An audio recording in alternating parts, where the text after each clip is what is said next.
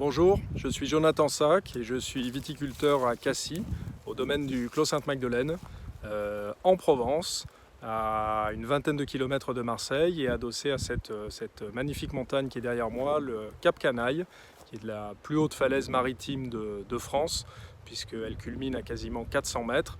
Et sa particularité, donc, comme je l'ai indiqué, c'est qu'elle est en bord de mer.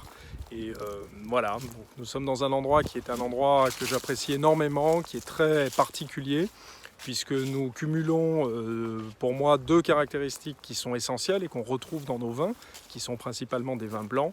C'est le côté extrêmement minéral apporté par cette falaise calcaire, d'une part, et d'autre part, l'apport des embruns, puisque nous sommes face à la mer, et le côté littéralement minéral et salin, surtout salin iodé, qu'on va retrouver dans nos cuvées de blanc.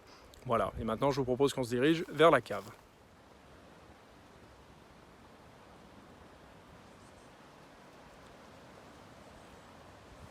Alors, chemin faisant, je voulais vous présenter cette bâtisse, qui est la bâtisse principale du domaine, qui est une maison qui a été réalisée par mon arrière-grand-père en 1921 et qui est une maison de style art déco. Elle a été construite directement face à la mer, comme on peut le voir sur cette photo. Et cette maison présente la caractéristique suivante: elle a servi de décor au tournage d'un film de Jacques Deray qui s'appelle Borsalino, qui a été tourné ici en 1975 et qui avait comme acteurs principaux Alain Delon et Jean-Paul Belmondo.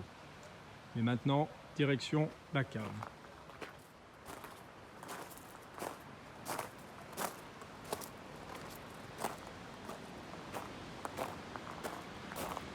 Voilà, la fenêtre sur la Méditerranée.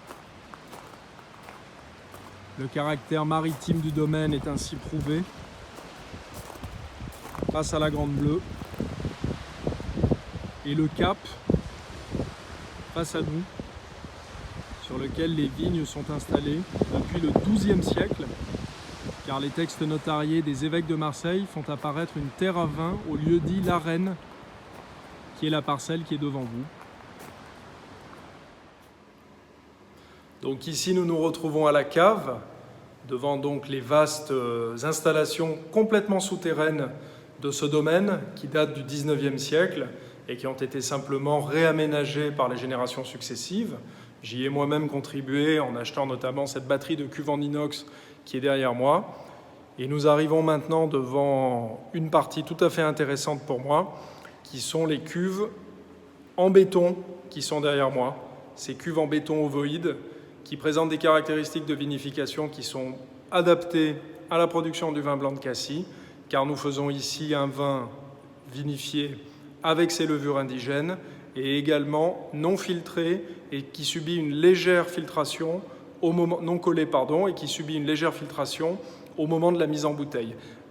Ceci afin de garder donc le caractère tout à fait original et intéressant de ce vin et les saveurs typiquement méditerranéennes et notamment les arômes de fleurs blanches qu'on va pouvoir retrouver dans le vin blanc, d'un côté très fenouil et puis cette véritable minéralité et le côté salin au niveau de la bouche dont j'ai parlé il y a quelques minutes quand nous étions face aux vignes et à la montagne du Cap Canaille.